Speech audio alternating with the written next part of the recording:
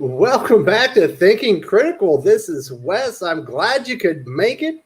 We're running a few minutes behind today. Still waiting on Larry. We got Skip and Tosh finally in the house. We got a couple more guests coming. Larry from Larry's Comics and Trinity from Second Street Marvel will also be here. But obviously already in the house are my good friends Pele, Doc, and Skip. We're here to talk about predictions for Ten of Swords. We've got, I think, 9 of them lined up from the wonderful viewers of the channel, and this is going to be very exciting. This is something I thought we were probably going to be doing, I don't know, every other month, maybe every month, do an Adamantium hour where we kind of talk about everything going on with X-Men. But Dawn of X has kind of been a little bit dormant, a little wishy-washy, but the first big event is here, Ten of Swords, and we're going to talk about it. Pele, how you doing? You excited for this? Yeah, let's do it. Yeah, this is kind of been a long time coming. We've not really talked about the X-Men as far as on the main Saturday broadcast. So, yeah, we got a lot to talk about today. And doing well. It's raining like hell over here, and nothing better than sit and talk about comic books. Absolutely. It's Skip in the house, back on the Comics Aficionado Saturday stream. Obviously, this is a special Adamantium hour. Glad to have you back, buddy. Uh-oh, we can't hear it. No sound. Skip, are you muted? He's not muted. He's miming. Normally, this happens whenever Skip and I will record. It takes us 10 minutes to get his audio right. So, welcome to Behind the Scenes, people. Okay, I hear him. I heard something. He's alive. He's alive. There you go. There we go. It's not the silent film era anymore. Yeah, good to be back. Excited to talk about some predictions for X-Men. Always good to be here with Doc and Pele. It's been too long. I guess there's no question. PlayStation or Xbox for you. We know where you stand. There you go. Absolutely, got it. Obviously, also with us is the X-Men historian himself, the Marvel aficionado. Doc, how you doing? I'm all right. I'm good this morning. I'm exhausted. Was up late tearing out a bathroom. Oh, I thought you were going to say you were up late reading comics. Hulk smash. No, I read the comics after I came home from work, and then I got back to ripping up the bathroom after. I had to wait for an asbestos test to come back. Wanted to make sure that there was no asbestos in the one wall. Oh, good. You found out it wasn't. Okay. There is no asbestos, so I'm all right. All right. That's no cancer. Very good That's news, good. my friend. Yep. I'm looking forward to talking about this. I feel like I'm missing something. Well, we'll see. Obviously, we've talked about the event. It is too big. We've already discussed that at length on the channel. It is too big, but it is here. Obviously, X-Men 12 was probably the most direct tie-in into this. I thought it was pretty exciting. I enjoyed it a little bit more than Doc. You'll hear all the details about that after this stream here today. This Week in X-Men comes out a little bit early this week because my Detective Comics review won't be recording until like 2:30 in the morning. I'm just not going to have time to get it up tonight. So that'll be on tomorrow. So getting into the predictions, and we got a lot of feedback from people. And this is the big one. This is my prediction. Someone else had the same exact one, so we should probably start here. Annihilation, the character with the gold mask that we learned their identity in X-Men number 12, is actually Apocalypse's wife, Genesis. And this is from Ridiculous Thoughts. And I agree with this, and this is why, because in, what was it, Excalibur number 12, when Apocalypse is talking to the Externals, there's a mention that Externals essentially don't die. Like the first mutants don't die, they regenerate themselves, and sometimes they will regenerate and they do not look like they did before. So I think after the confrontation between Annihilation and Genesis in Ameth, where Genesis dies, she actually is reborn, probably takes the place of Annihilation, and is looking to kill her husband for sealing her in the breach. Anybody have any thoughts on that one? I was going to say, wait, we already saw his wife die. If your theory is that she died or she actually won but took the place of No. In Excalibur number 12, Apocalypse explains the original mutants don't die. And she would be an original mutant since she was that's Apocalypse. Well, that's what I mean. Like, they die, but they come back. Yeah, she came back and assumed the identity of Annihilation. Okay, so either she won and took her, but one way or the other, she took the. We had a swerve from what we were told in X-Men 12. Okay, I could get that. I think half of the narrative in X-Men 12 is true, and then once the conflict between Annihilation and Genesis happens, I think everything after that is maybe not true, or at least lots of parts of it. I'm thinking that you're probably right that the summoner was lied to, or something along those lines, or he's working with Annihilation, be it Genesis or actual Annihilation, to get back at Apocalypse. All right, Skip, you got any thoughts on that one? I'll just say, hell hath no fury like a woman scorned. So yeah, I think Apocalypse has got his work cut out for him. Did Fatal J shrink? That's not Fatal J. That's Skip and Tosh. Yeah, Fatal J doesn't know nothing about X-Men.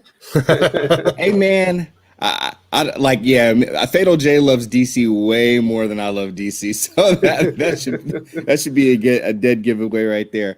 Honestly, I thought he that also was likes midgets.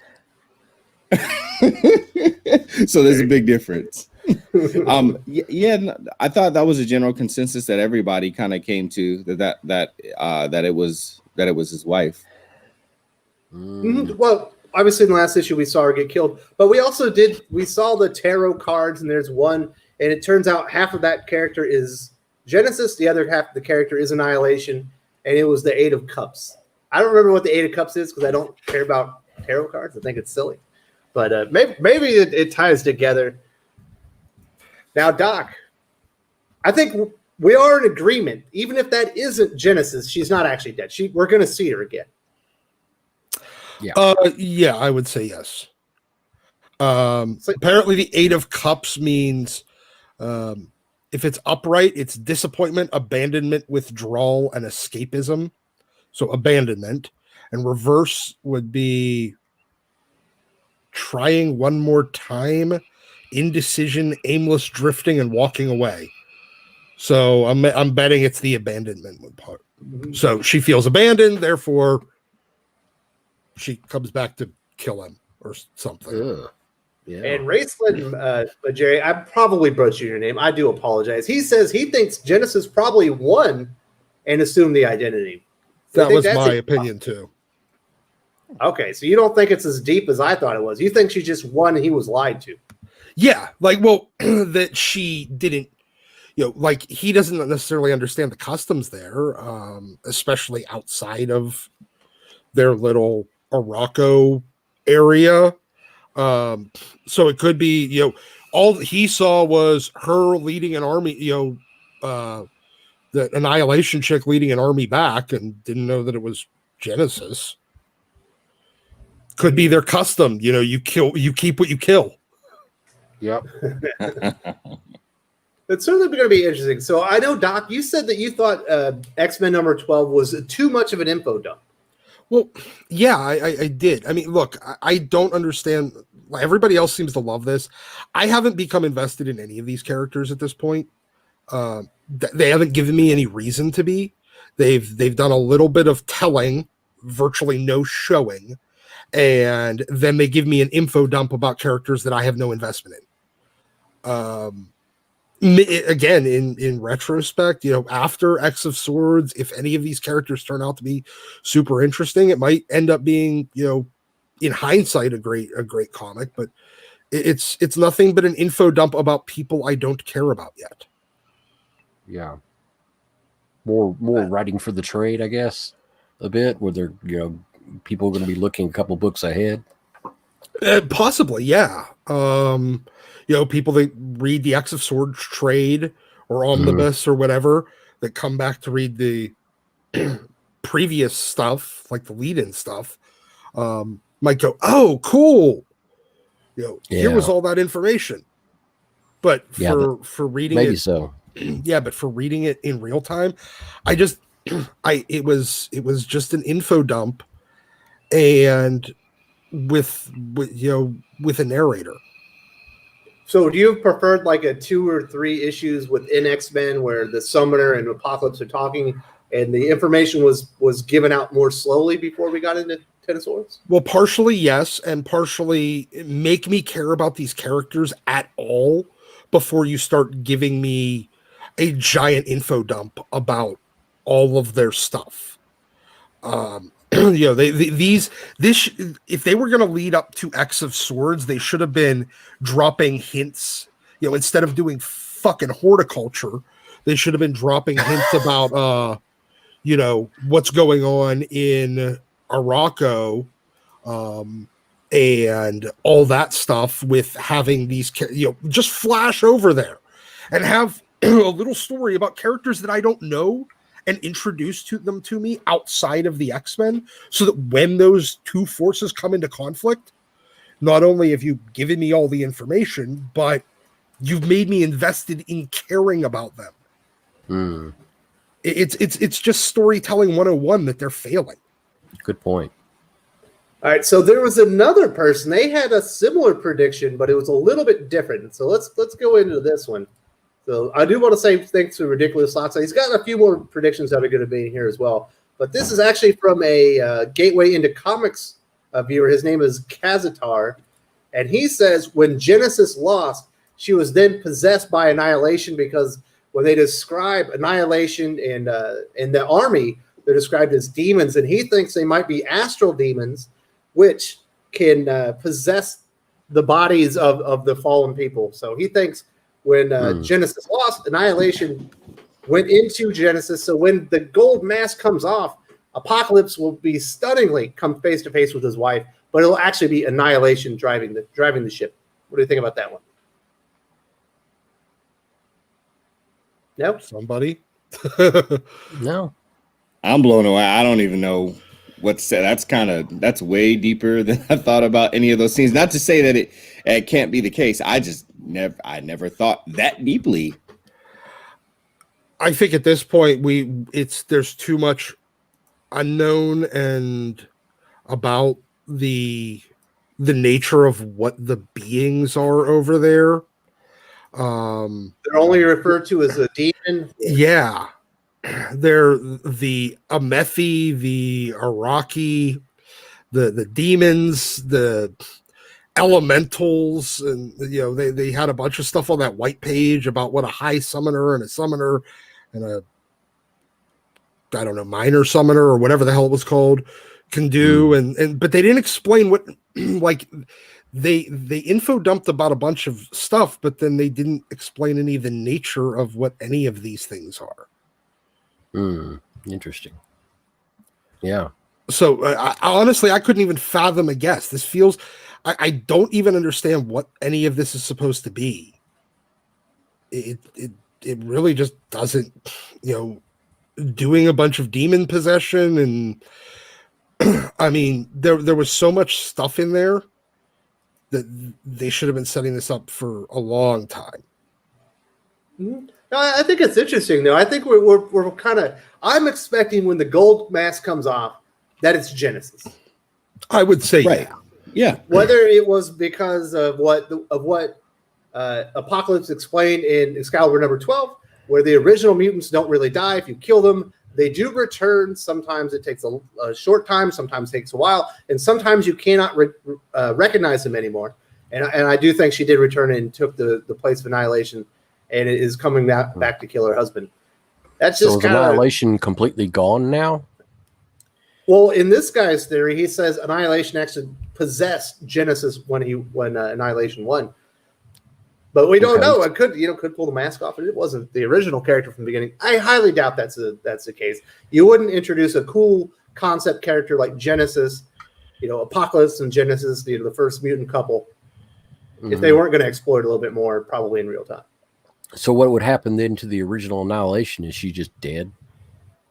Well, in this guy's theory, that Annihilation is like a demon spirit, and it can just go through hosts. Maybe she'll go into Apocalypse if she defeats him. Yeah, and it didn't matter, and that's probably the reason why they didn't show who was actually under the mask. uh, because it doesn't matter who was there before. Like if she just jumps bodies, like, you know, psychically, or like her personality just dumps bodies, then, you know, kind of like the Shadow King. Yeah. You know, he's obviously the Amul, the Farouk body that he was in was the most well known, but he's been in hundreds of bodies. And oh, I guess, yeah, somebody else saw that same thing. And so it doesn't really matter, and that's why they didn't bother to show who was under the gold mask in the conflict between Genesis and Annihilation, because it really doesn't matter. Okay. Because it's now going to be Genesis under the mask. Okay. That makes sense. That's my assumption. Someone, William Medina asks, is Hickman leaving X-Men at the end of the year? When Hickman took over X-Men, didn't he say he was going to do a minimum of 3 years on the? For some reason, I thought it was X-Men 4. I thought it was. What's that? I thought it was 4. Yeah, it's definitely well over a year. So I do not believe he's leaving X-Men at the end of the year. If he does, that would be kind of out of left field. We haven't really heard any hints of that. And he specifically said he was going to do a 3 or 4 year run at least. Skip, have you heard anything on those fronts? Are we losing Hickman? I mean, outside of his tweets where he's obviously joking about trying to get himself fired, probably so he can get a check and just sit at home and watch college football, because that's what he loves to do. Right, decorum. Are we sure he's joking? No. Yeah, he has decorum. He needs X-Men for at least another 4 or 5 years to run his R&D before he puts it in decorum. There we All go. right. You heard it here first. The Real Comic Stacks, friend of the channel. I tried to get him on here today, but he wasn't able to give 2 hours to talk about X-Men. Unfortunately, he is with us in the chats, and he said, I tried following Excalibur. Honest effort, and I just couldn't get into it. I'm the same way. I did come back for Excalibur number 12 because it is a prelude to Ten of Swords. We're going to be covering it here on the channel. Also, Gateway in the comic is actually going to cover every single issue. He's going to do all 22 chapters, I believe it is. Here we'll be covering a little bit less than that. We'll definitely be covering it on This Week in X-Men, and I'll be reviewing the big titles when they come up. Just to clarify for the chat, the Genesis we're talking about is neither Cable's son Tyler or Kid Apocalypse. It's literally a whole new character that's also called Genesis. That does get Apocalypse's confusing. wife that he sealed in the breach. Yeah, with the rest of Morocco. Yeah, it was Apocalypse's wife from ancient Egypt and or somewhere around there. So no, it's a wholly new character. All right, Tevye wants to know, where is Kid Apocalypse, Doc? Hopefully thrown into the sun, because along he's with another clone. Along with who else do we want to throw in there? What's their name? X-23? X-23, yeah. Jubilee? No, I just want to throw her baby into the sun. No, this is a family show, Doc. Yeah, well, not anymore. Not anymore. Jokes on you, Wes. No. There's a bunch of X characters that I would love to throw into the sun, but no. Nobody knows where Kid Apocalypse is. Probably dead, and they just didn't even bother to resurrect him. No, it's just probably Warrior X was Apocalypse's wife in Timeline 6. That's a good point. Was Apocalypse cheating on Genesis? That dog. I wouldn't. In that timeline, yeah. Yes, people want to throw me into the sun too, Dragon Reborn. That is true, Doc. We do get that. It's like, why do you got this Doc guy on talking about X-Men? I'm like, well, Doc knows everything there is to know about X-Men. He's just a little grumpy. There's nothing I can do about that. Yeah. We threw Doc into the sun once, and it threw him back. Welcome to the channel, Trinity from 2nd Street Marvel. I knew you were going to be a little bit late. Glad you could make it. What's up? How you all doing today?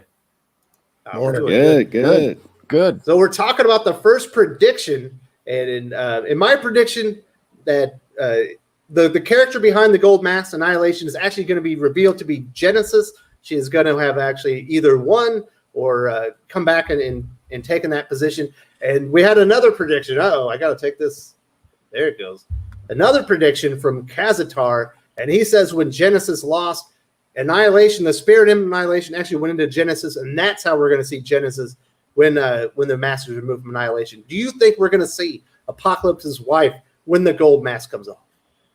Oh man, honestly, I'll be honest. When it comes to these characters, I don't know that much about them, but I wouldn't be the least bit surprised because it seems like what Hickman has been doing is going back through a bunch of like old characters, things to get people to go back into old past issues. So I could very well see that happening.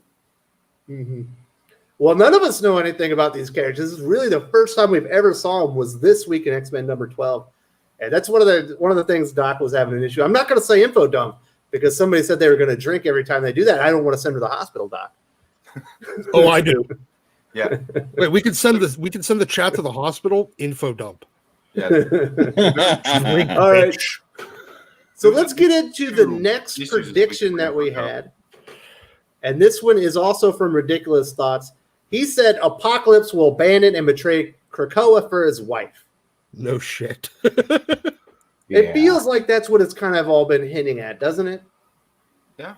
That once Apocalypse sees his original horseman, he's going to betray Krakoa and side with the enemy. Hasn't that been since one of the Sinister Secrets from House of X, Powers of X? Yeah. I mean, this isn't really much of a prediction when they told us it was going to happen a year ago. Right. Yeah, I'll agree. Probably the least dependable, reliable of all of the Krakoan elders. I mean, everybody's expecting it to happen. They just don't know. They just don't know when. Yeah, I mean, come on. It's pretty much a guarantee. Yeah. Oh, boom! That's where I got you, Doc. Because there's actually another prediction right behind this one from Amari Giles, who's in the comments. He's with us, or he's in the chats right now. He's with us live, and he says you're wrong. It's going to be Beast that betrays Apocalypse and the X-Men to Annihilation and the Sword Bearers of Arakko. He's the most evil man on Krakoa. Well, he is, but I don't know why Beast would be the guy to do that. Because it would be a better twist. Oh, Kelsey Grammer stabs him in the back. Oh. and then he's going to get kicked out of Cheers forever. Oh, and here's Amari Giles saying it's unlikely it's going to be Apocalypse because he's on all the Ten of Swords covers. Apocalypse is fighting with the X-Men. Where's Beast, Doc? I don't know. I'm still thinking that he got replaced by the Dark Beast a long time ago. Yeah. Feels like it. Dark Beast sounds like somebody that would side with a horde of demons, doesn't he? Yeah. No, I honestly, I feel like Beast is going to be kind of irrelevant to this. I do. I don't think he's going to be really terribly involved. If we're going to get a betrayal, I think it'll be... I have a feeling it's going to be somebody from the Excalibur book. Got to be Captain Britain. Hopefully. So she can become Psylocke again. Yeah, so she can, become Psylocke again and we can get real Captain Britain back. Oh! Did he say that? Yes, he did. Oh! All right, Trinity. So we haven't really had you on the channel all that much. We haven't talked about this. What are your thoughts on the way Beast is being portrayed in Dawn of X? I find it confusing, confounding. I'm befuddled. I don't know this character, and I certainly don't love it. Well, not knowing the rich history of all of these characters, I will say that I do think that there is something going on with Beast, but I think the same thing as we've seen with a lot of these characters, where we know that what they're doing is as they are, and they even told us this, is as they are rebirthing all the mutants, they are changing them. They're changing changing some of their memories and some of those things along the way. They even explained it during the resurrection processes that they're trying to improve upon the mutants. So I think them doing that, it really depends on what you're going to improve. Like, to me, it comes down to the thing of good and bad. You know, if you're a good guy or a bad guy, what's the difference? The difference usually comes down to the means you're the means you're willing to justify to meet your end. And bad guys are just usually willing to do more bad stuff to get to that end. And I Like think imprison somebody that's totally innocent and bring him before all the mutants and try and get them to confess to something they didn't do. Yeah, all that stuff that Beast is doing, he's totally dark side right now. This dude, he's not good. Something has definitely happened to him, and I don't even think he's been resurrected yet. That's what's weird about it. Wait, was he one of the team? No, he wasn't one of the team that went to the Forge. So nope. Yeah, I'm betting I don't think he has died yet. Yeah. So that's what's making me wonder what's going on with Beast. Well, we know that Charles is accessing all their minds. That's how he's downloading their memories and everything like that. You know, is he along with Krakoa affecting mutants that even haven't been resurrected? Maybe. I wouldn't be surprised. I still, and I know they haven't even addressed this. They haven't said a word yet, but I still have a feeling that Cerebro helmet that Xavier wears is actually the living Cerebro from back in the late 90s. The aware one, the self-aware Cerebro, the one that Joss Whedon stole the concept for whenever he did the Danger arc in Astonishing X-Men.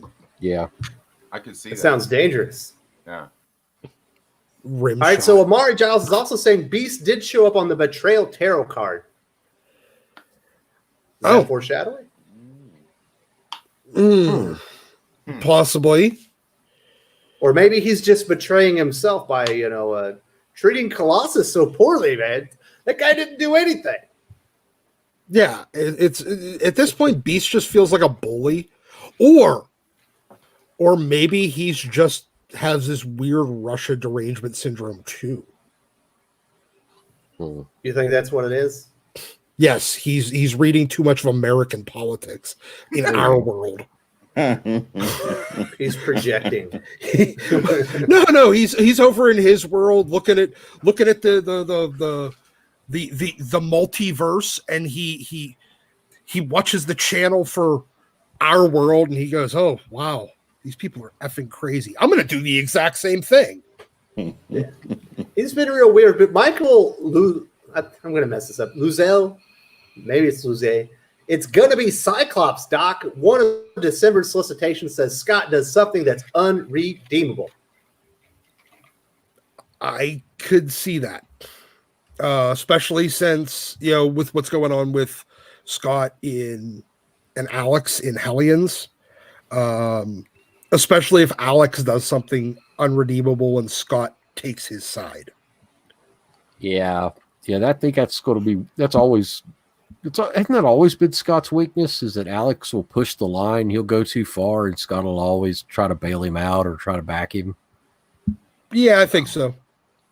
Well, we saw some seeds some seeds planted there with Hellions number. What was that? Number 4. I think it was 5 this week actually. 4. Where basically they wouldn't resurrect the love of Scott or Alex's life, and Scott, he felt for him. I felt for him. It was number 4. Yeah, it was number 4. Okay, but I felt bad for him. He obviously loves Madeline Pryor. The Council of Krakoa refuses to acknowledge she's a real person and resurrect her. It's Madeline Pryor. I mean, my God, man. I mean, I love Madeline Pryor. I love the Goblin Queen characters. It's one of my favorite villains. Probably is the favorite villain of mine of all the X-Men. But definitely got my favorite villain costume. Oh my God! but it's like pulling the pin on a hand grenade. Worse than Exodus. It's going to go off. Omega Red. Oh, it's like all the villains. It's like pulling the pin on a hand grenade, and you don't know when it's going to go off. Something's going to happen. She's going to explode and take some people with her. So, That's the reason why maybe, they haven't brought her back. She's just maybe that'll be way the too- unredeemable part is when Scott makes her resurrects her, like makes the 5 resurrect her, even though they weren't supposed to, and she kills a bunch of people. Yeah, just he does it for Alex. I could get behind that. Yeah, I could definitely get behind that. Yeah. What else we got in here? Well, somebody says Kemet Comics says Beast is scientific curiosity that many times goes beyond ethics and morals. If he ever truly lets himself go, he's far, far worse than Sinister. Sinister has a goal. Beast just enjoys playing God. Oh, yeah. I mean, we saw that with Age of Apocalypse. That's why, the Dark Beast exists, because he's just still Hank McCoy, but without any Professor X influence to rein his curiosity in. He's got no governor on him. Yeah, he doesn't. He would have made a good Illuminati. He was Illuminati. He was. Later, he replaced Xavier. Yeah, that's right. Yep. Later. That was when they were killing billions of people every issue. Yeah. Hickman. Interesting enough, obviously, a Hickman run as well. Mm-hmm. Yeah.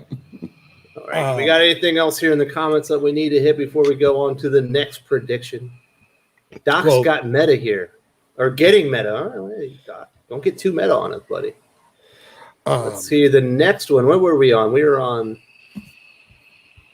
Yes, it was Beast. This one I find interesting. I don't know why Ridiculous Thoughts had this one. This is a prediction. I think this one will be maybe the most interesting thing they could do in the story. One of the 5 will die or become mortally wounded. Well, doesn't matter. I first of all, don't they already have a backup for the 5? They already said that they had a backup. They've already planned ahead in case that happens. They eliminated all. The problem is with this resurrection thing, they eliminated all the points of failure before they brought it really online. Right. Mm-hmm. Well, I want to see it eliminated so the so do series I. will be more interesting again. Yes, Mm-hmm. because I think that's going to happen soon too. It has to.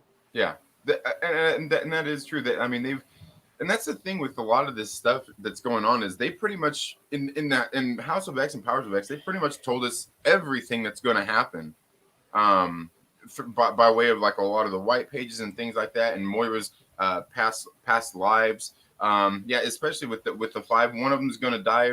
Certainly, one of them's going to die, and they even alluded to the replacements in the issue of was it Marauders, where they were trying to bring back Kate Pride, and they finally brought her back.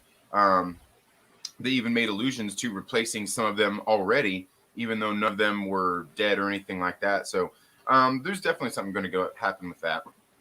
Do you think they have clones on standby, even though they're not supposed to resurrect anybody that hasn't died? Of the 5 that is waiting in a room to be called up?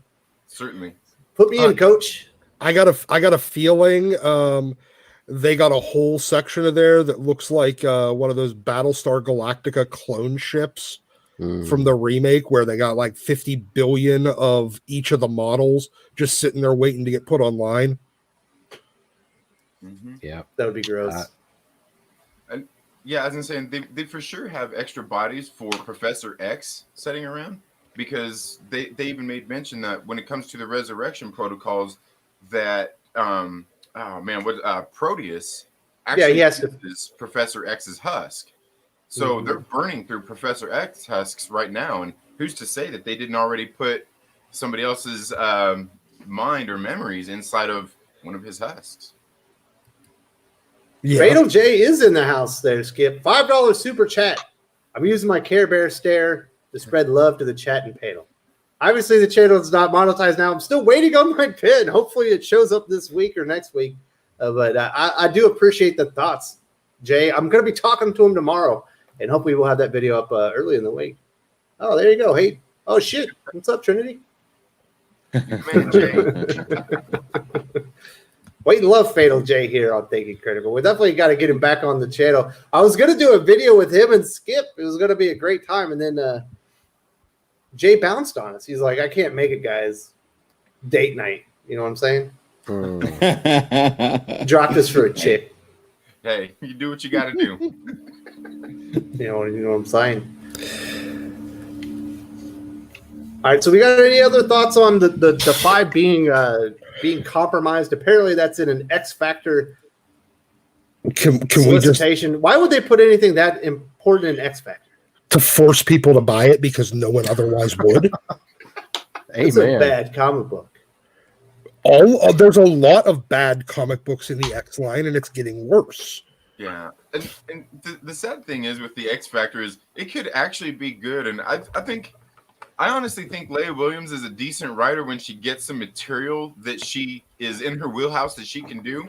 And what's going on in X Factor is certainly there, but I'm not sure what's going on is anything that's too important for us right now.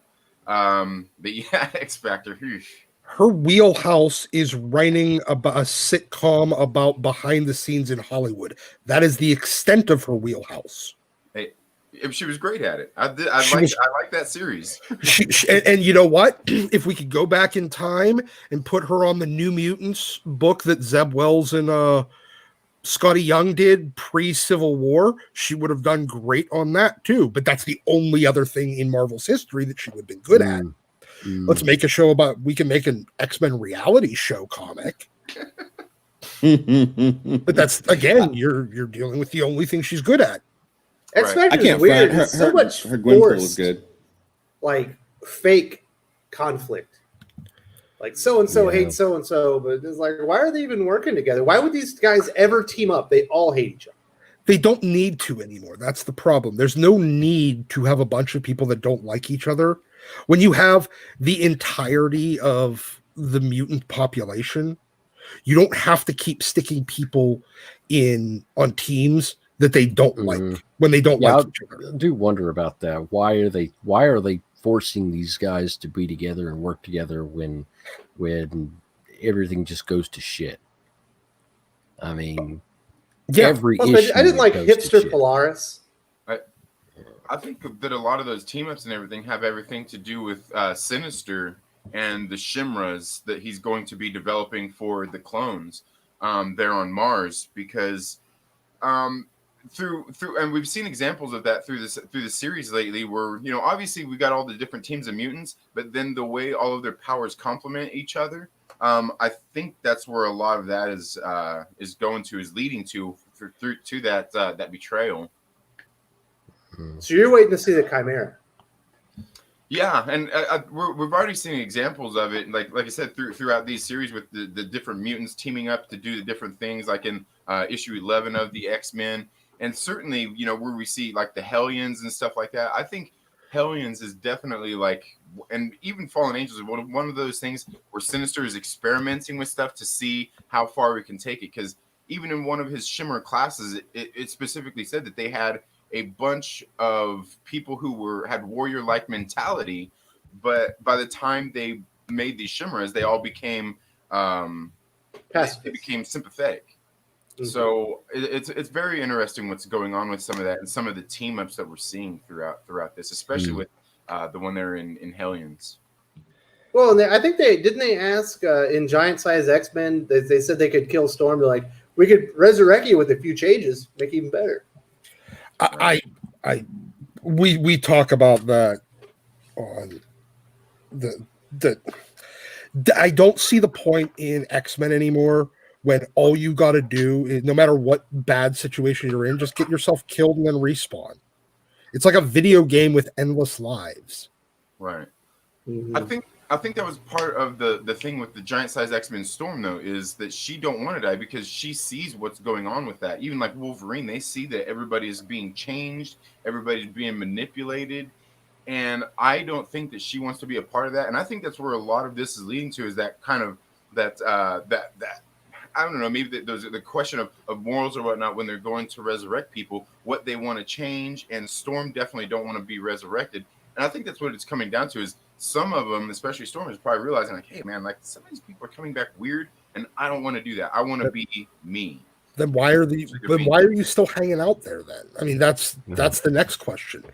Plus she was leading the entire Krakoan nation. What is his name when the heroes of the Forge return, she's their high priestess to praise their returns. Yeah. Do you think she'd still be doing that if she thought, hey, this is this person, except for they're not exactly there might be a little different. We're not entirely sure. I got Not some quite doubts right. on this. Yeah, like she's up there praising it, and then and her logic behind not just killing herself and respawning is, I don't wanna. Yeah. Wasn't the best explanation of all times. Obviously, Doc and I, we do cover that a little bit later today. There's a question. We got a question here, Doc. So Juggernaut is considered a main X book now. I think so. Maybe it's in the Dawn of X reading list. Yeah, I mean, I guess they're just, honestly, maybe it's just an excuse to stuff something else into the X books. That way, there's an X book to read if you don't want to read sort of 10. Mm. I'm pretty excited about it. I think Ron Garney is going to knock it out the park. Maybe and Nisienza coming back. Plus, he's fighting Hulk, right? Yeah. Dope. Skip, are you going to be reading Juggernaut?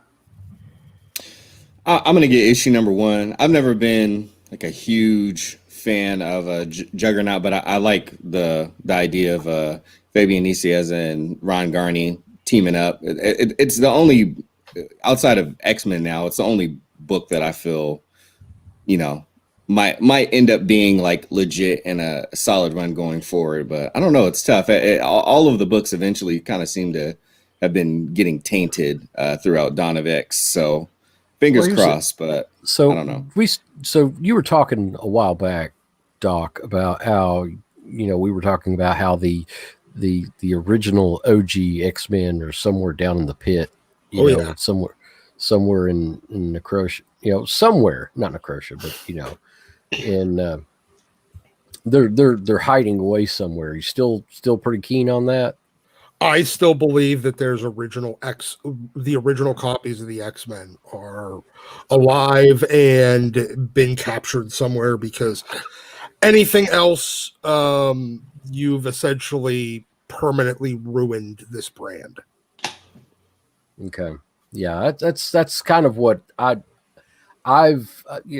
think a lot of people have forgotten, and talk to customers. They're like, I don't like the way this is going. They've ruined the blah blah blah, and they're too weird. They're too strange now. There's not, there's no continuity between the past and now, and all that. And I'm like, they're not gone yet.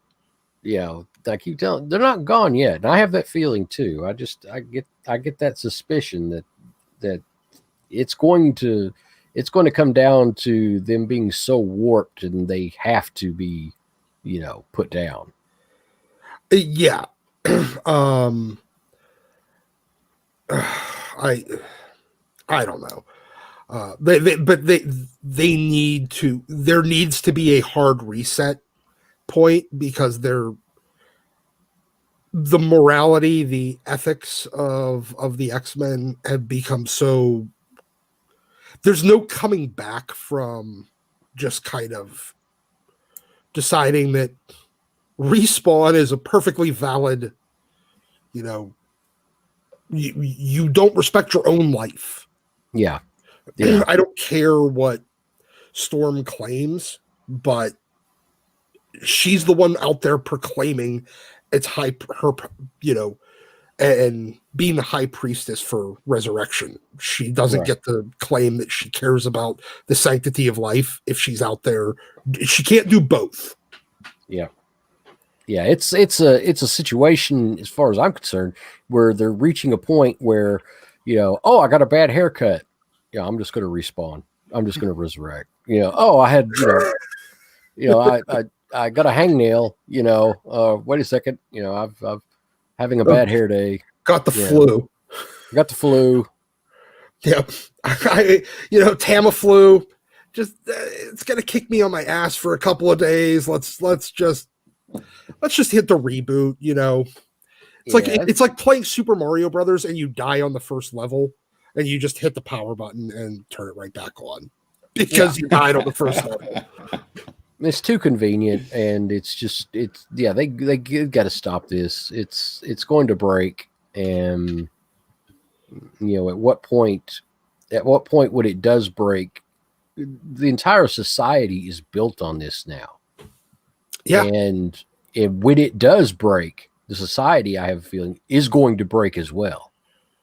So, and you're going to have factions that are going to split her off, and it's going to be worse than it ever was to begin with. So, well, I think what's going to be interesting is when the humans start actually cloning themselves finally, just basically like the X-Men are. Because something I noticed a lot of people seem to forget. I've been going back and rebrushing up on a lot of this stuff. Is in what was it, X-Men issue number 2, I believe, where Dr. Greger was there at the funeral of her husband as they were sending him off, and she I can't remember his name that was there talking to her, the blind guy that was there on the space station with her. And he was talking to her about her husband, and she says, well, I'm not that worried about it because I know how to bring him back. And she reached for that jewel. They had a jewel that I'm sure had his essence in it, just the same thing as we've been seeing in like Excalibur, where they're putting their souls or their power into these jewels, or like see what they're doing with all of those things to keep their memories in them. Just like we've seen through the powers of X, where they were using all these different things as backups, basically, of their memories, of their minds, and basically just their basically little what am I thinking, like SD cards or whatnot, if you will, little USB drives of their memories. And the humans know how to do that too at this point. So it's going to be interesting seeing where all of that leads to, and what's the end game with all of that. Yeah, the little because I mean, we all know that that's leading into a Nimrod thing up there, right? Yeah, and that's kind of the interesting thing going on with a lot of this, is seeing that, especially like I know when New Mutants issue number, was it 12 that just came out, where they went and they were talking to the people at that Doc's website. I've seen a lot of people talking about how it was so great, how the mutants, how Blob went in there and did this thing, and everybody was talking about this stuff like, oh, like they really hit the heart of a lot of these issues. But I think the thing that a lot of people miss is the fact that all of these things that the humans are going through, the X-Men are going through with all this stuff, that's all reactions to what other people have done to them.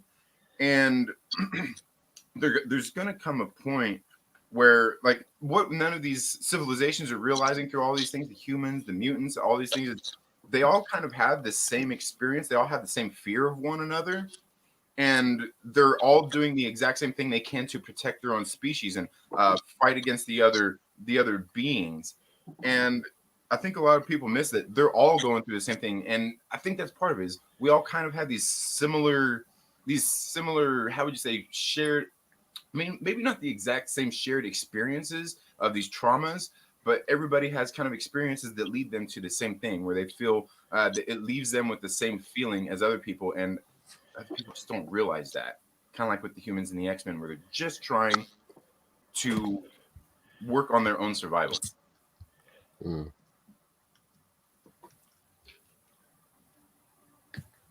did we end up with? Go ahead. Where did Skip? You're still here. Who's the sixth now? Is that Larry? Hi, fellas. Can you hear me? Thanks for having me. Yeah. Hey, Larry. I'm sorry. Welcome to the show, dude. Oh, thank you so much. Hey, I gotta ask you guys. I kind of missed the beginning of this.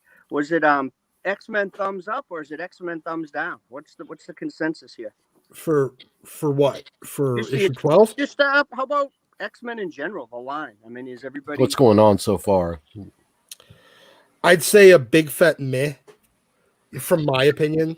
It's not bad. It's not good. They still have a lot of ways to fix it. They're just, I feel like they're getting hemmed up on a bunch of stuff that nobody was really that interested in about, and ignoring all the plots that everybody was hyped about. Yeah. That's kind of the impression I get. People are kind of, sitting back and where's the big promises that were made in House of X, Powers of 10? And still not delivered. Well, this is one of the big promises. This X-Men 12 is the start of that entire, who are the who are the original Horsemen of Apocalypse. I mean, that's like 6 points I give a shit about in the entire X line. That's one of them. And I mean, this is him dipping his toe in the water and giving us, something. That something's better than nothing. I'd say that this is a fulfillment on a little tiny nugget of stuff that they did in passing. None of the big plots. The big plots were the future, the AI, the extinction, the phalanx, the human evolution. You don't think Moira and the original Horsemen are a big plot? I mean, I did. I don't. I think, first of all, Moira isn't. She's been AWOL for the entire thing. I don't know about Excalibur. She might have appeared in there. I don't know. She hasn't been at all involved in what's going on with X of Swords. Whoa, how do we know that she's not one of those young ladies underneath a mask? I mean, because we already got the answer to that. What's that answer? It's annihilation, and we already know that. It's almost 9. We discussed this earlier, that it's like 99% sure it's going to end up being Genesis under the mask of annihilation. Huh. Everyone else they've already given a name to. I think Moira's going to pop out like a puppet somewhere. But maybe she has, but she hasn't been at all involved in the promotion of this, in the setup of this. This is an Apocalypse thing, and the whole Araco and First Horseman, that was a piece of throwaway information. It wasn't a major plot point by any stretch. It just something that kind of grabbed me. You got to ask, with all the X stuff, you got to ask yourself, are the X books in a better place now, post Hickman than they were pre Hickman? And I would say they're just a tick above better. But boy, could they slip off the fucking shelf quick, because there's a lot of mediocrity out there in the line. It seems like, to me, Hickman is writing plot points and all the D team are filling in the lines. I mean, it's just, I know Wes really likes Hellions. I think that's an okay book. I like Wolverine. I like every other X-Men book. I thought 12 was great, but the rest of the line is just snooze fest, man. And you need a degree in Marvel to understand what's going on. I couldn't decipher what was going on in Excalibur 12. What a confusing freaking issue. It was a confusing issue. We poorly executed. Wes and I discussed this. And, I'm the kid late to class. I'm sorry, fellas. No. We haven't.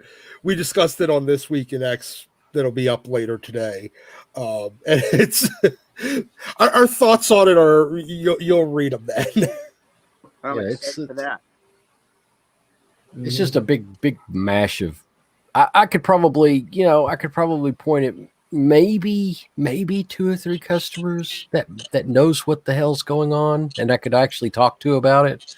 But everybody else is like, they don't buy them, or they do buy them and they're just waiting until later to read them all.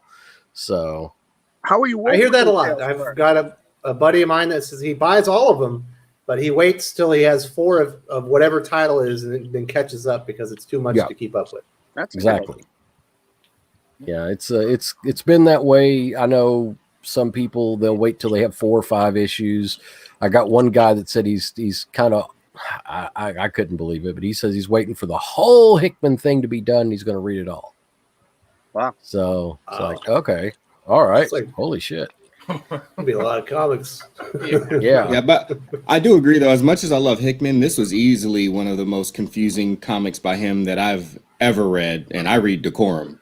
So, like, this, it was weird, and this feels, and I will say, this felt very Teenie Howard influenced. I think this is the first time where I really felt like, she, as her being one of the driving forces behind 10 of Swords, that she gave him beats, and he kind of went off of hers, because she tends to be very.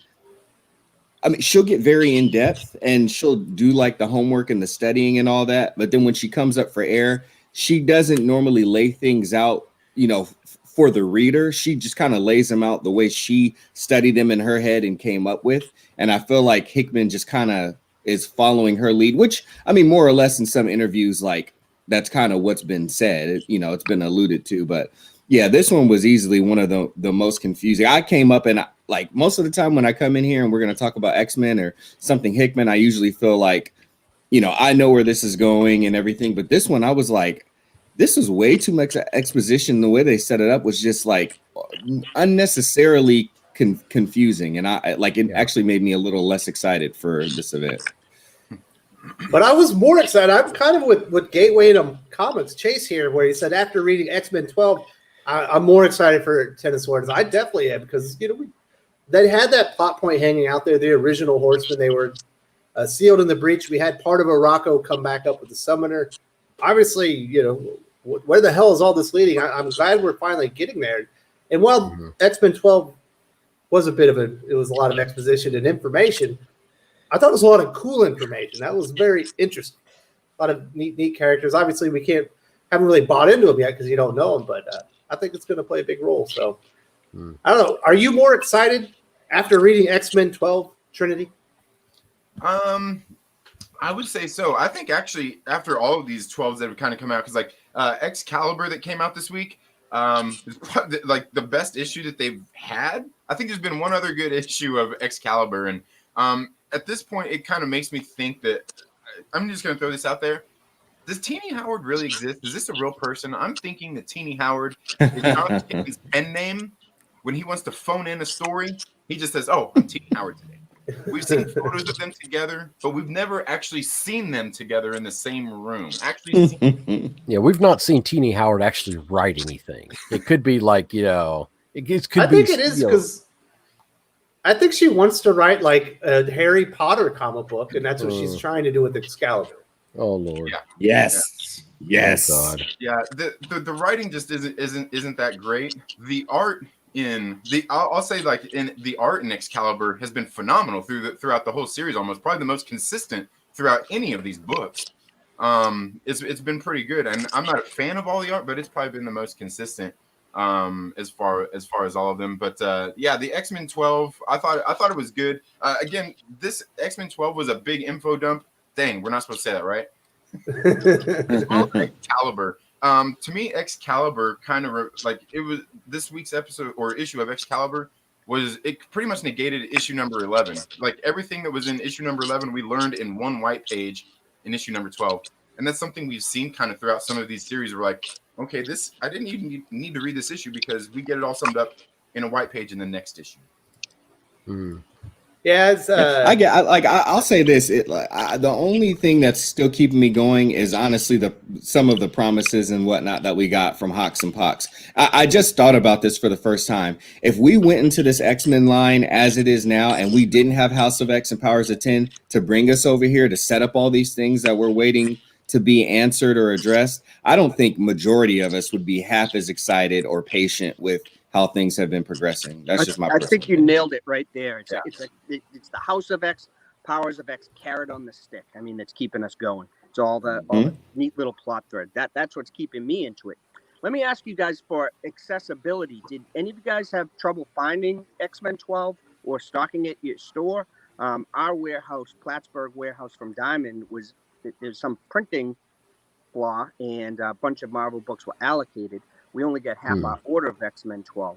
And I think it was Thor number 7 as well, right? Yep, Yeah. Thor number 7, and next week's Sword of X of Swords A cover is severely allocated from Plattsburgh. So there's been a accessibility issue in terms of getting the books. Not seen that.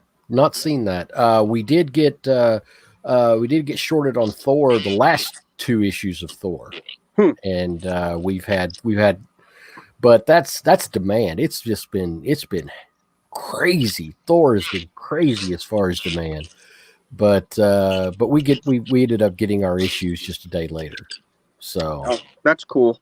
Yeah, you're not serviced out of Plattsburgh, are you, Pele? No. Okay, yeah, maybe it was a Plattsburgh thing, but I've noticed it probably is then. It was, yeah. I reported on the channel about 5 days ago. They say they were going to be shorting those 2 issues. There's a third one. I can't remember what it was. They're all important titles. That Mhm. sucks. No, we've mostly been getting as far as shorts are concerned, we've mostly been getting shorted on Venom and anything having to do with Kate's. We pretty much figure we're going to get about half of our order on That sucks. actual release day, but we do get the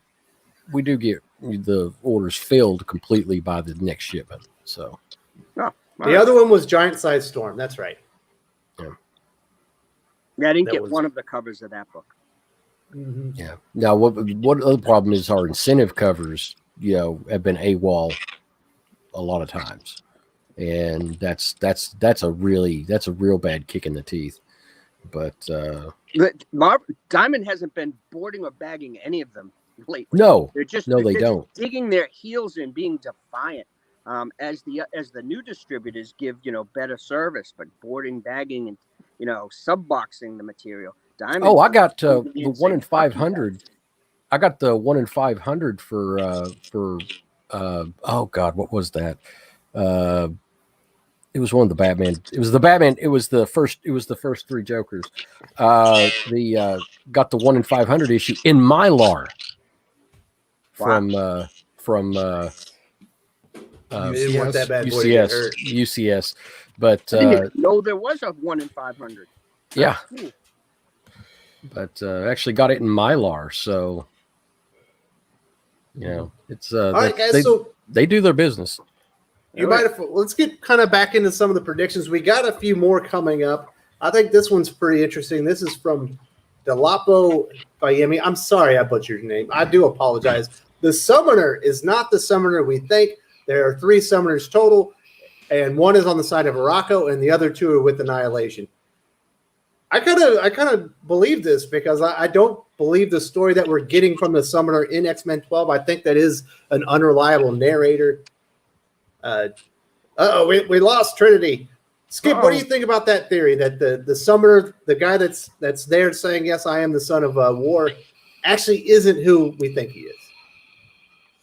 That wouldn't surprise me at all. Like that's a trope, and I don't mean this in a negative connotation, but that's a trope that Hickman employs sometimes. So I could see that being the case. I think we kind of have that a little bit going on as a whole, and we should be suspicious of the things that particular summoner says, because it's the easiest way for something else to come and, I was going to say bite us in the butt, but really bite. I don't think he was jettisoned up to the surface to get Apocalypse to come back and save them. I think they're ready to kill him, and that's why he was sent. It's like, bring him back. It's time to get our revenge. Absolutely. Mm-hmm. All right, Doc, are you back? Yeah, I'm back. All right, what do you think about this theory? The summoner is actually one of the other 2 summoners. I think it's a very distinct possibility. He could be, because they kind of pulled a Terminator, John Connor, sending him through the breach thing to pass along a message. And, we don't know how much they're full of shit. We really, we have no reason to believe this character at this point. We have no reason to disbelieve them. So it could very well be a fake, like one of the other summoners. All right, I got to check this out. Someone's saying there's only 1 summoner. Let me look. No, there's 2 currently. Oh, okay. So there's supposed to be 3, right? There's supposed to be 3. There's 2 currently, but that might be because the 1 came through the breach. Mm-hmm. So we don't know if that counts the one that's in our reality or not, because it's essentially in a parallel dimension thing. Oh, here we go. Yeah, Long Doc's dive is all over it as well. Pele, did you see that message from All About the Books? No. Here you go. It's on the screen. Can you see it now? I see Longbox diving. Hopefully you can see it now. Oh, there this it is. guy Okay. wants to dive into your DM, sir. Okay. All right. Okie dokie. Give him a follow back or something. So Trinity, what have you thought about the summoner so far? It certainly has a distinct look, kind of reminiscent of Null. He's got the big symbol. We know he can summon demons and all sorts of stuff. He likes to play a little game that's reminiscent of Star Wars, where he's trying to determine people's weaknesses. Are you liking that character? I think the character himself is actually really cool. I've enjoyed seeing him in the series, especially in issue number 11. But I think the interesting thing going on with the summoner and what the summoner can do is very interesting to me because of what we learned through in House of X and Powers of X with the types of societies, and they were talking specifically about like the Technarch and what the Technarch do, where they are basically set to go out to a society and decide if they can be appropriated into this larger society of like with the phalanx and everything. And it seems like the summoner kind of does the exact same thing. It just seems like there's all these recurring themes going, like I said earlier, going on throughout all these civilizations where they have similar things going on to go through and basically get rid of other civilizations, expand their own thing like that. So I think what's been going on with the summoner has been pretty cool. I do like the character. I just want to see them do more. Yeah, we've only seen him a handful of times. Do you think is he there to betray Apocalypse? Is he lying to us? I think so. I think he might be there. He might be there to get Apocalypse to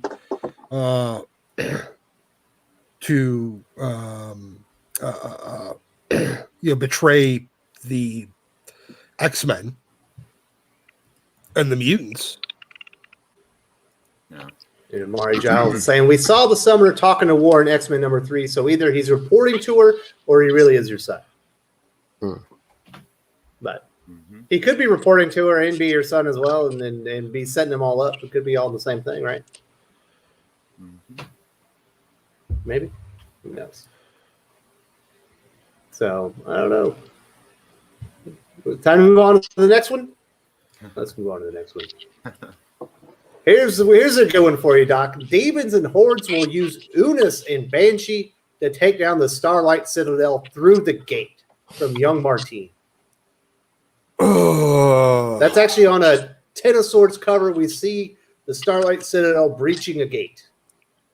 I mean, could be. I honestly, I don't know enough of what in the hell the Starlight Citadel is supposed to be yet to really know, and whether or not we don't even know whether or not the demons and hordes are something that's going to be really part of this.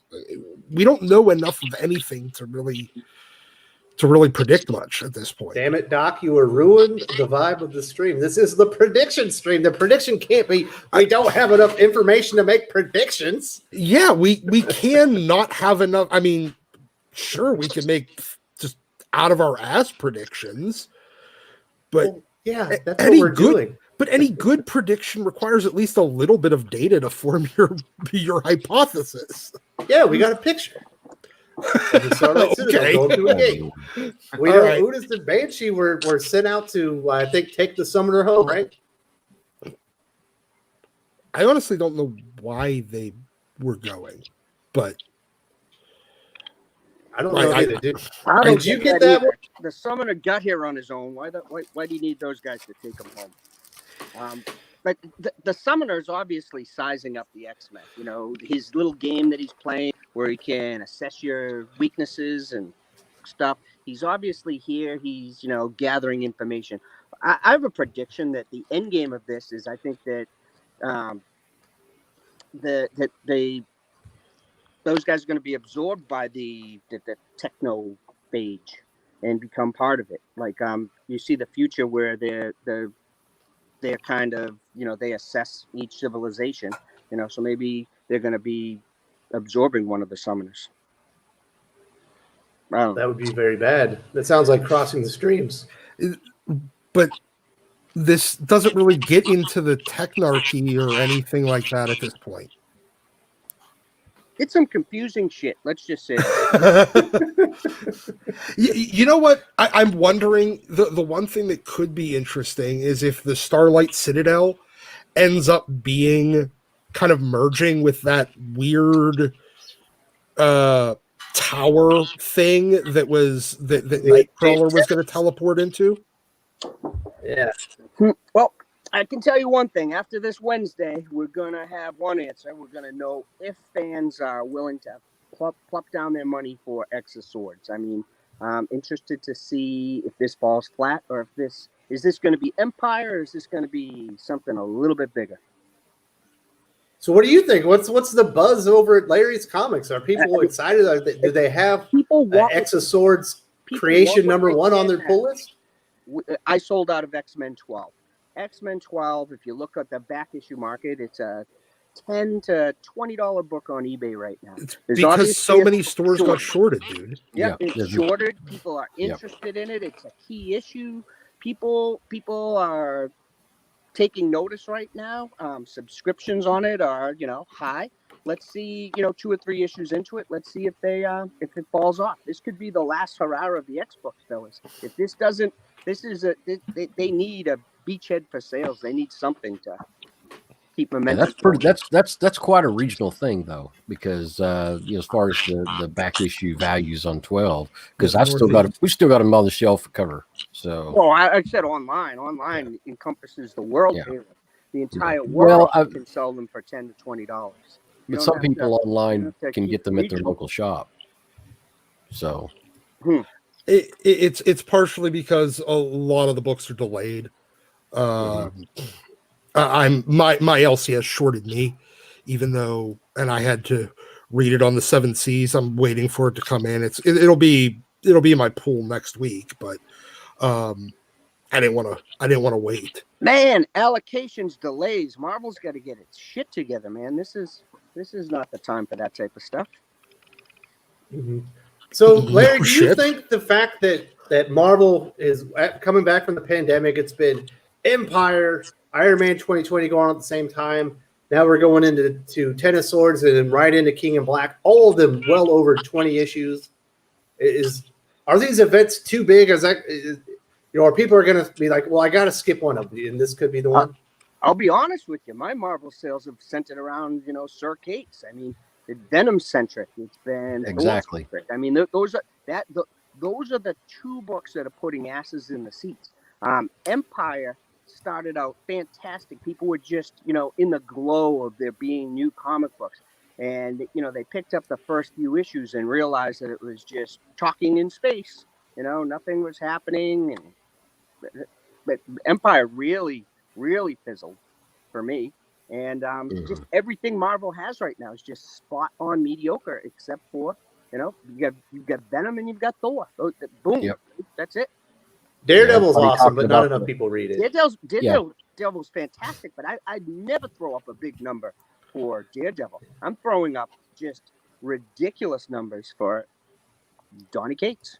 Yeah, everybody's talking about the King in Black. Everybody's just, and that's exactly what I said 3 months ago and 6 months ago was going to happen. That everybody's going to hold their breath for it. Yeah, I think it's because the Kate stuff is all connected to upcoming events, whereas Daredevil is just kind of by itself. Mm-hmm. Well, it's not, I think Daredevil's no. Dude, that would be. I'm just kidding. I thought he was Heimdall now. I thought he was like the guy in the Rainbow Bridge. Not anymore. Gave it up. That was only in War of the Realms. Yeah. They took it back. He could finally see. But so the sales on Empyre did eventually fizzle out because when you were saying it was hot, I was like, I'm surprised because it's so mediocre. It's a gay space opera. Yeah. It's unfortunately he's right. It picked up the first couple issues were above average of what we thought they'd sell. And then, now I've got books just sitting on the shelf. And it's like, really? People were just so happy that there were new weekly books and stuff was, the first month when stuff was back to normal, there was just a glow of comic books are back. People were just so excited to be coming in on the reg and perusing the stacks. It was a big deal. Yeah, it's one of those situations where I wish I could go back to the FOC and and edit down, but I don't know. I think that's why they released it every week. If Yeah. they would have put it out over like a 3-month period, it would have been like, what is that? Oh yeah, Age of X-Man, where everyone figures out after 2 weeks that it's atrocious and they don't want it anymore. Yeah, the weekly release really helped it. You know, it got it to issue 4 is where it all fell apart for us. The numbers just collapsed. Yeah, because that's by the time you realize that, oh crap, nobody's actually buying it anymore. And then you The entire thing, the main thing that happened. She-Hulk got killed, and then She-Hulk is back again. What a fantastic! With a massive killer tomato head. yeah. Wow. One of those dumbest character design things I've ever seen. Pretty embarrassing. But the one character, the bad guy looked cool. Quai, when he had his war paint on and stuff, he looked neat. Yeah, some of the art was decent, but I mean, just nothing happened. Friggin' the entire run that I cared about, or anybody cared about. It was just spot on mediocre. Well, all right. Dark Admiral March here says, my Elsie has a chunk of Walt Simonson Thor in the dollar bin. I'm debating on grabbing them. You shouldn't be debating this. Don't go and get it. That's the best Thor run ever. Thor run of all time. Snag it all. And he doesn't have a 337 in his dollar bin. If he does, you make sure you buy that. Oh yeah. Yeah, you shouldn't even really need a question. That's the greatest Thor run of all time. Walt Simonson loves Norse mythology. Obviously, right now he's got, what is it, IDW Ragnarok series. I think it's on its third story arc.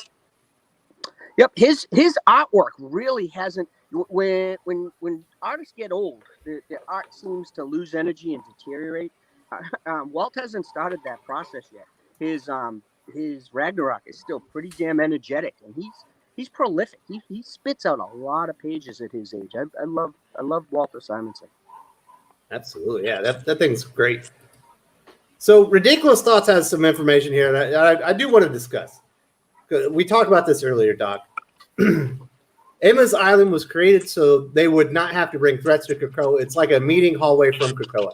What if it's actually like Guantanamo Bay, where they're going to imprison people, but they don't want people on Krakoa to know about it? Don't they have the pit on Krakoa to do that, though? That's for mutants. This is for humans. You know what I'm saying? Oh, okay. I can get behind that. I think it's going to have a secret prison and shady deals. Yeah, it'll be the X-Men's 42 prison, as a reference to Civil War. All right, it's not gonna be like Champions though, right? I don't remember Champions. That's because I didn't read it. No, I was thinking about the negative zone prison that Reed and Tony built during Civil War. That'd be pretty cool because otherwise that giant-sized X-Man Magneto is completely worthless. The whole X-Men mythos is just changing so rapidly. Can you imagine if Hickman ever leaves Marvel with this fucking mess? I mean, how do you sort all this? They give it to Tinny Howard and Vita Ayala and Leah Williams, and they can continue to ruin it. Good God, dude. Time to hand the keys to Teeny. Yep. All right, so we do have a couple more predictions. Here's the next one. This is also from Ridiculous Thoughts. He's in the chats. If you have more information on why you think this is going to happen, Betsy, Braddock, Captain Britain is going to die. I'm down for that. What do you think, Trinity? Is that going to happen? I think it's going to happen. I'm not even sure if that's really a bold prediction on that one. I think that's going to happen for sure. That's kind of what the Excalibur has been talking all about, where Britain don't like her being there. Pretty much only the mutants like her being there. Everything she's been struggling with between her and Psylocke. Yeah, I think she's going to die. Oh. I don't I got a care. private message. I can't talk about that one. I don't care if she dies. But she's not. It's not important to me. I mean, but if they kill her, they'll just bring her back anyway. So what difference? But she won't have the amulet, right? Diverse Captain Britain. They'll just give her the amulet doesn't break when she dies. They just but the next person that picks it up is Captain Britain, right? No. Well, it'd be nice. It would be nice if a handicapped albino gay woman could be Captain Britain. Maybe add a little bit of diversity to the Marvel line. Let's give somebody else a chance, fellas. How about inclusion? Yeah, stop with why do Britons get to be Captain Britain? That's a good point. Well, there's an interesting part in Excalibur 12 that one of the few interesting things about the comic where they're in the hall and there's all the old Captain Britons that are like sitting there. She's like, just having an amulet and saying that you follow me doesn't make you Captain Britain. I don't like you. Don't tempt Hickman. The League of Captain Britons. That's coming. Oh, it is, yeah. Meets the League of Captain Britons. What the hell is that one called? It's what's the name of the team that's coming out of Excalibur? Oh, Children of the Atom? No, it's like yeah. The art looks good. That was helpful, Doc. I just want to point that out. I can't remember what it is. It should be Union Jack or something like that, but it's another team name.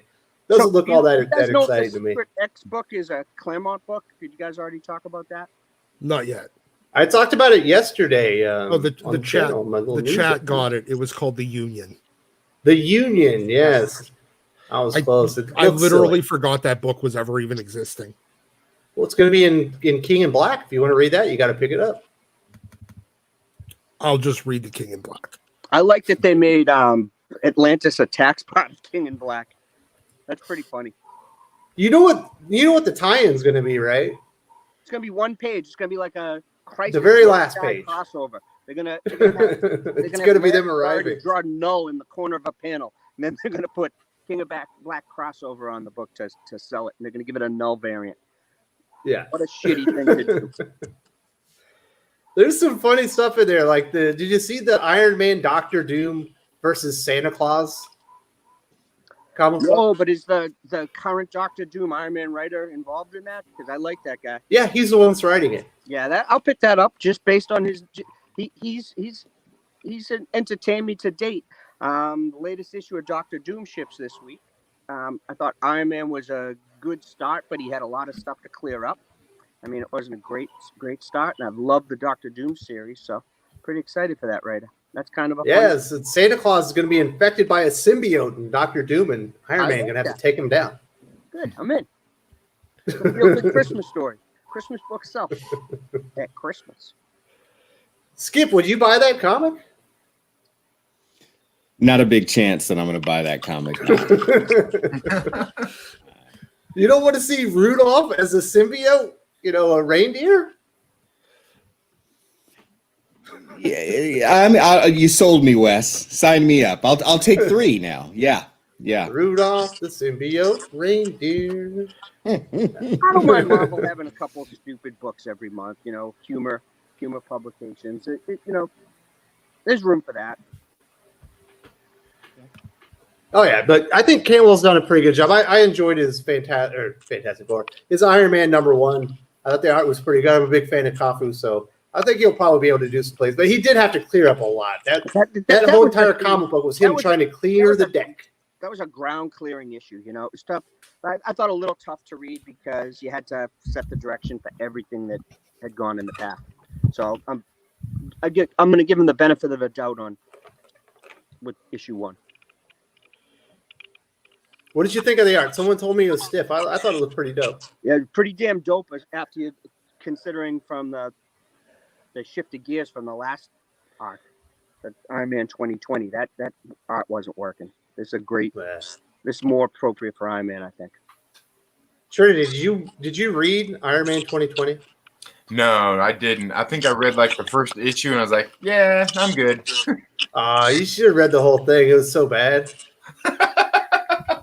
What's going to happen to Dan Slott now? I mean, where's he going? What's he going to be doing? Fantastic Four. On a diet. Oh, I don't know. How long can that last? How long can he stay on that title? Well, it's a Marvel series. It can only last 20 issues before you have to reset it, right? That's true. And I'll tell you, he ain't setting the world on fire with sales with Fantastic Four. I mean, people are split right down the middle, and it's edging towards, fuck Dan Slott. Yeah. It's been fuck Dan Slott for a very long time. At So least do you guys know what happened at the end of Iron Man 2020, right? Nope. It's just bullshit and stupid the entire way. And then finally something happens. And there's this huge battle, and Arno Stark and Tony team up, and they're fighting this big, like, what do they call it? I don't know. This big sentient robot that's come to Earth. And then it turns out none of that actually happened. That Tony was using holograms and mirrors on a space station to trick Arno, and then they trapped him inside of a computer program. Why are we talking about Iron Man? I just, can you believe it? I posed the question, what's going to happen to Dan Slott? Is he slowly showing the door for Marvel? Nobody cares about Dan Slott. Well, Marvel needs a stable of writers, man. I mean, he's not a writer. Crown jewel that's pretty tarnished right now. I mean, he's been tarnished since 2004. Well, I would disagree with you because the Red Goblin storyline was just fantastic. He wrote one thing that increased sales on Spider-Man in his entire decade-long run. Right at the end. I think he had a ghostwriter. For Red Goblin, you do?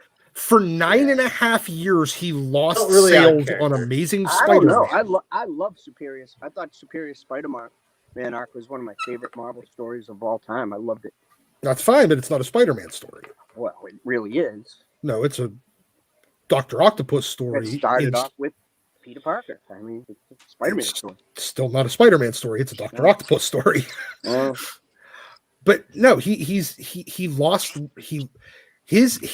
never had any bloom. All he could do is Dan Slott is a guy that could sell in the early 2000s. He could get you 5 years on a middling title before it got canceled, and that was it. That's all he's ever been. He managed to take Spider-Man down to baseline. This is the minimum Spider-Man will ever sell levels, and then he got fired. Good. I think you have to look at the numbers on his last arc. Again, you're talking. The Red Goblin numbers are huge. Yeah, he managed to. He got by taking Marvel or Spider-Man's biggest villain, crossing him with one of his other biggest villains, and then it's also I'm leaving arc. I don't know. That was the only way he was able to sell anything in his entire time. Pessimism, sir. But at one time, I really liked Dan Slott, and I haven't liked him in a long time. And that's tough for Marvel because, like I said, he's one of their premier writers. And if he's going down, who are you replacing him with? It just doesn't bode well. What's going to happen to Dan Slott means what's going to happen to the future of Marvel? They have to either get him they got to get him firing on all cylinders, or they got to fucking get somebody else. Who's next? Literally anyone.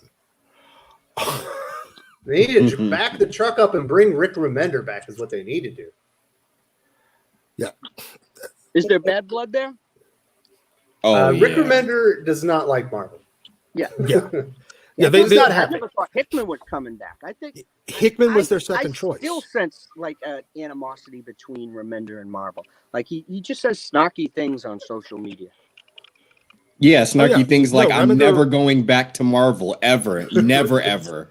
Snarky stuff like that. What else did he say? If you want to be a comic book writer, don't do it. It's bullshit. Yeah. No, remember Hickman was their second choice because Remender turned them down.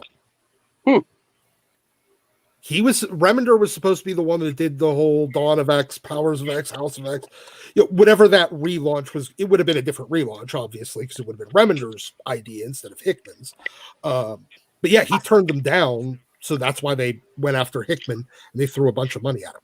See, why does Remender hate Marvel? because of what boned- they did to him during Axis. Yeah, Well, also he got kind of stabbed in the back a lot by a lot of the political players at Editorial. Marvel that did not Yeah. want him to get to the big titles because he had better ideas and they knew that he would make them look stupid. Like Political Bendis. problems too, I think, Bendis. because he doesn't exactly drink from the same fountain they do, I guess. he kind of does. Oh, But- I thought he was more No. centrist. No, I don't believe but regardless, no, it had everything to do with the fact that he had a lot of editorial interference.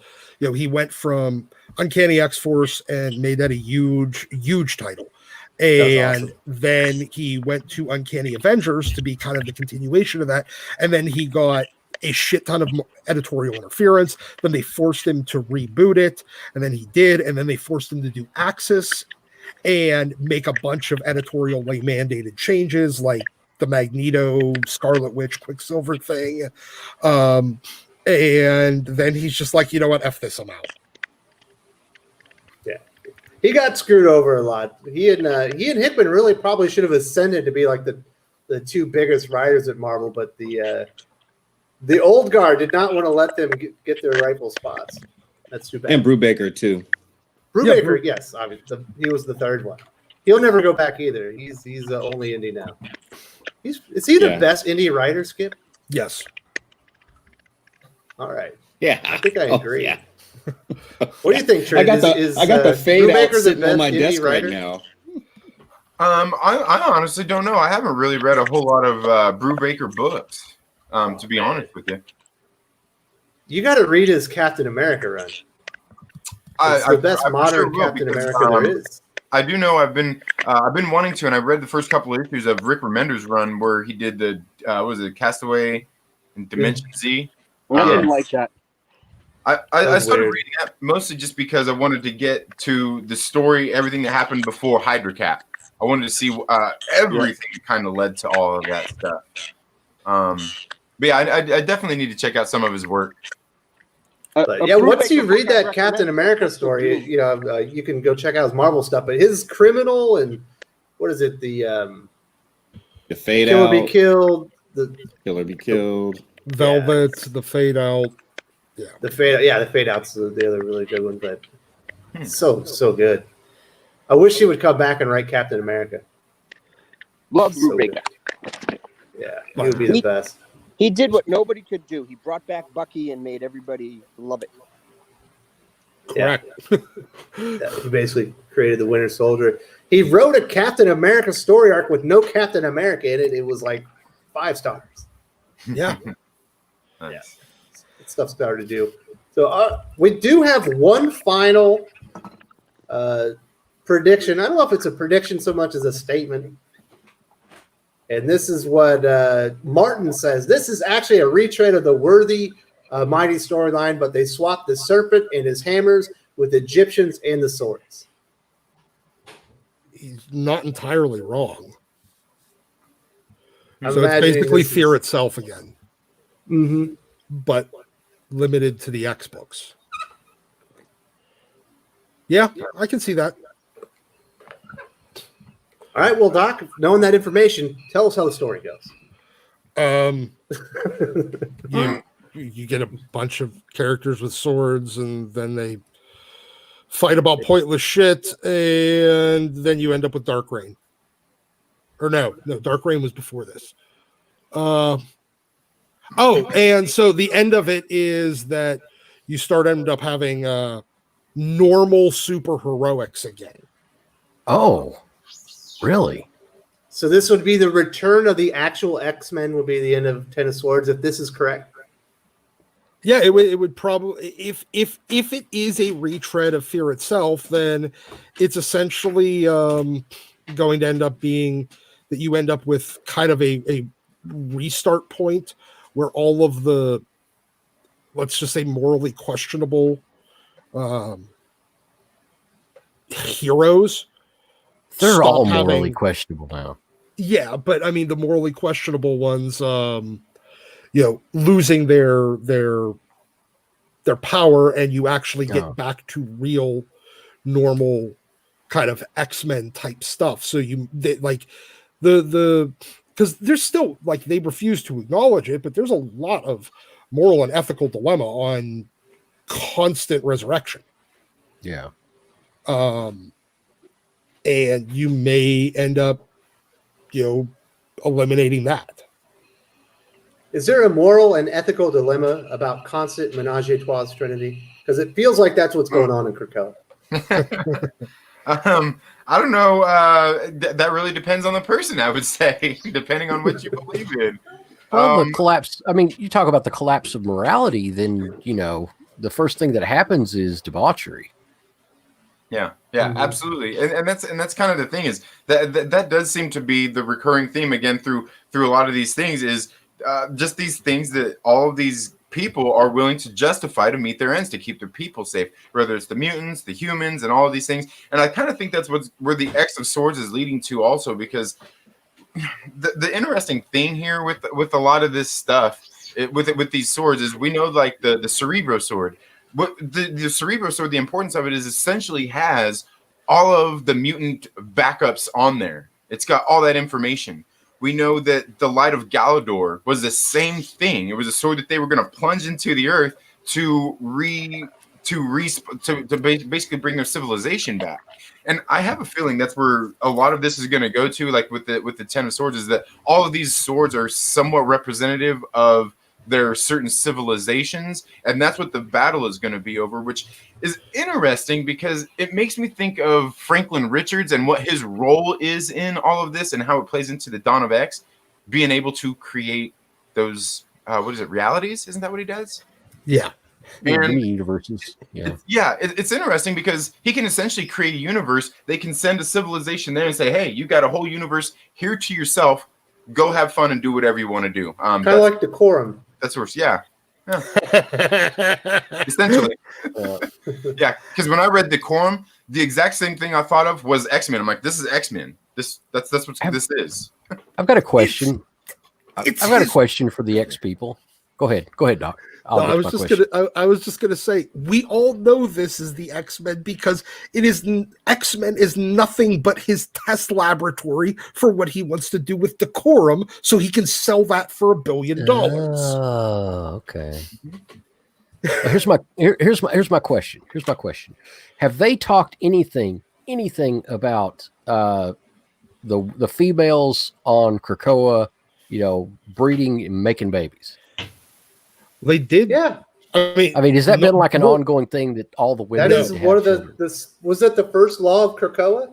It was, but they haven't done with it yet. Right. They've been doing a lot, Doc. We've seen it. Well, they're doing a lot, but there's Wolverine they're not making a lot. Yeah, they're firing blanks. It seems like that's what I'm wondering. Is you would think there'd been enough time to go by that Storm or Jean Grey or some of these females would start, showing a little bit if they were actually getting pregnant. And I can understand. Now, this is a serious point here. The debauchery makes sense on the point of if you want to get a population to grow as fast as possible, you're going to have everybody. There's no monogamy involved there. You're going to have everybody banging everybody else, and you're going to just penicillin shots all around, make babies. And, but I'm not seeing much in the way of baby bumps here. I'm not seeing much in the way of, of any impregnation, just lots of practice. And, you don't make babies by shining other people in the butt either. So, that just doesn't make sense. It's kind of like, I thought if one of the main laws of Krakoa was to reproduce, why are they doing so many things, and why is it not working? And why are they doing these things that actually stops people from reproducing? Honestly, maybe that's going to be, we're going to find out that the resurrection protocols make them all sterile. Ooh. And that's why that may be, maybe it would at least give a plot reason for why they continue with like the chimeras and everything like that. And it's kind of hard to make babies whenever you're dying every other week and you're just respawning, because what if you were pregnant? ooh, that's kind of like an ad hoc abortion right there. That'd be like the last thing they would want to do if they're going to populate. Yeah, you need to copulate to populate.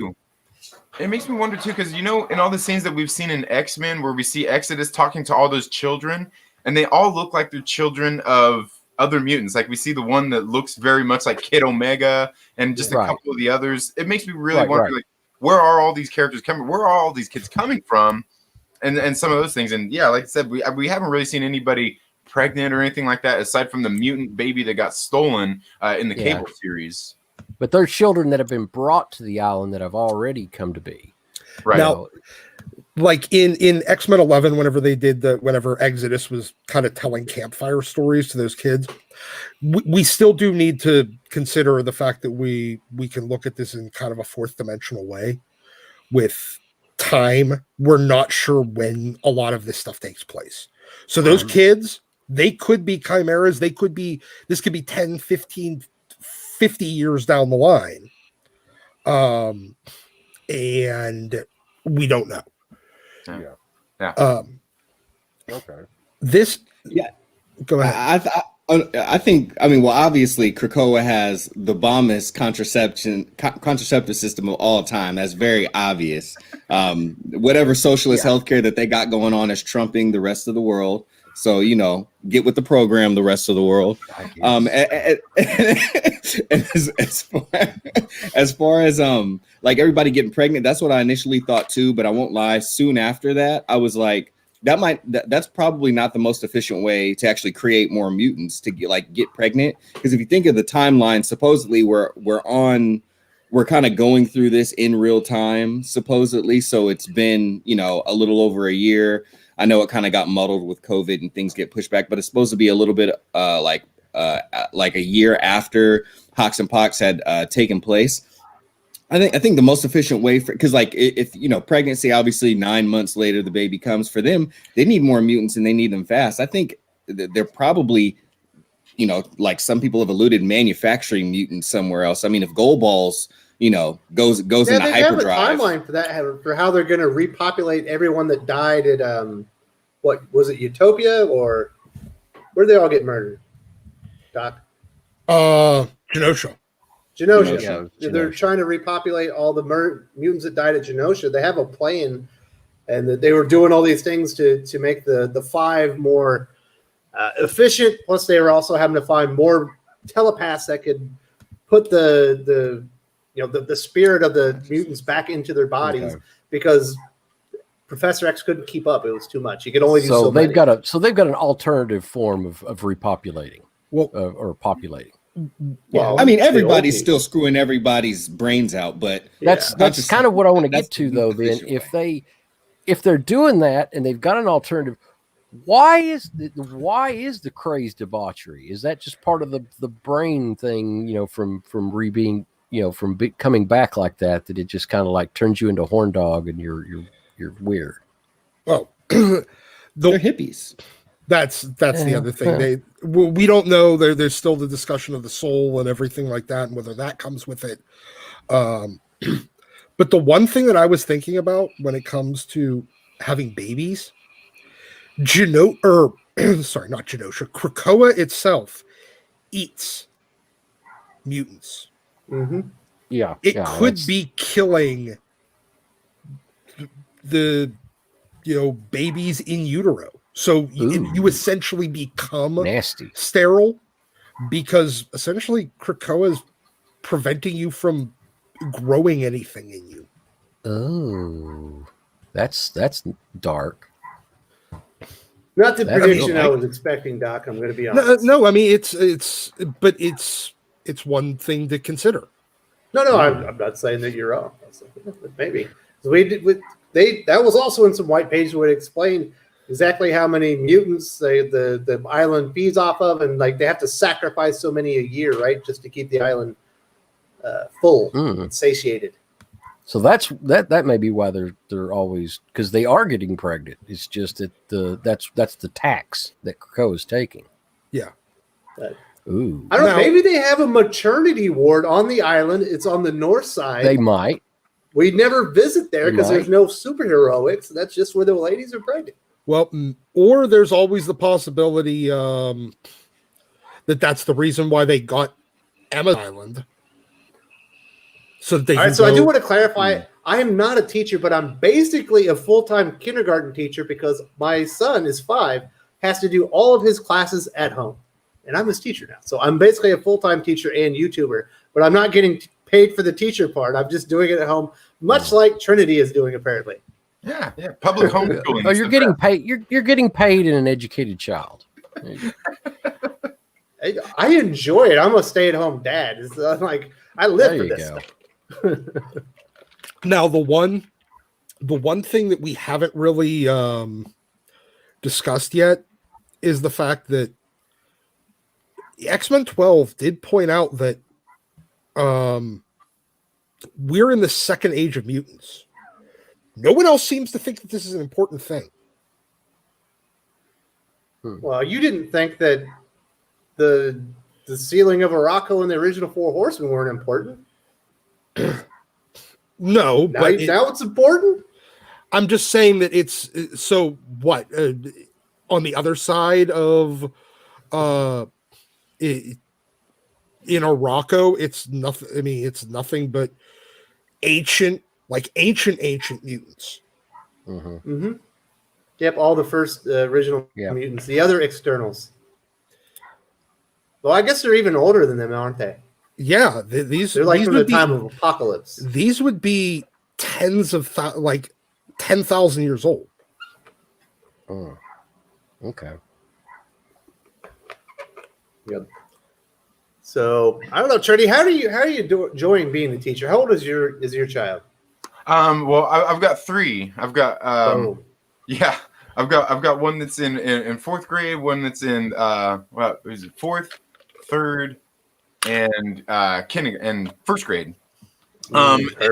It's been interesting. It's been interesting doing that. It's really kind of made me decide that maybe you just need to just sign up and do homeschooling because the public school system kind of That's what we're doing too. Yeah, I was gonna say it kind of trips on itself because they're trying to learn as they go, where the where the homeschooling has been doing that for years. Like they have all the resources. So yeah, it's been fun. Luckily, my kids are smart and they catch on quick. And my daughter, the oldest one, she's very good at that kind of stuff. And when we need help, she knows what's going on. She helps us.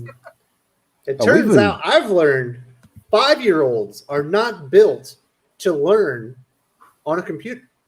I wasn't built for it when I was 30, and for a 5-year-old to actually try and learn, like interacting through a computer screen with a teacher, has not been fruitful at all. Basically, I have to reteach everything because he thinks he's in a movie or something. He doesn't know how to behave, and it's he just gets up crazy. and walks away.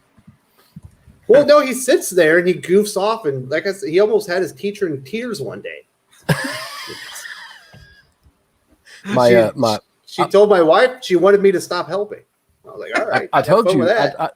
I told you about my wife doing like art classes with one of my employees has a couple little kids, and she's been doing art classes with them like every week or two, and he just drops them off and they do like painting and sculpting and stuff like that, and yeah, that's been a blast. She's been having a lot of fun with that, and they're homeschooled, and they're probably 2 of the smartest kids I've seen lately.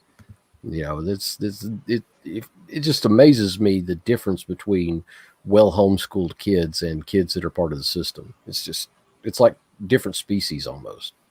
Yeah, it's crazy. My 5-year-old's already doing like math for a 1st grader and reading and stuff like that. So we're probably going to cut off that and just go to the homeschooling curriculum next year. There you go. There you go.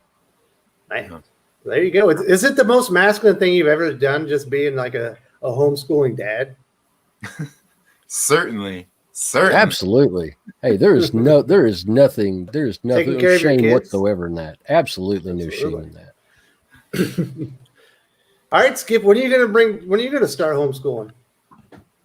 That's already started. My kids, they're way smarter than me. They don't need my help. I would only lower their grades. Oh yeah. like they do things like they come like, hey dad, my homework's done. Like, you don't got to check it. I know I got everything right. I just want to let you know it's good. And I'm like, thank you. I would only look like more of an idiot if I tried to correct your homework. So I have nothing to worry about. All I have to do is pay the bills and keep the Wi-Fi turned on, and I'm smooth sailing. I guess we'll stop talking about adventures in homeschooling. You know, I think most people probably they're having to teach their kids through distance learning through computers and stuff.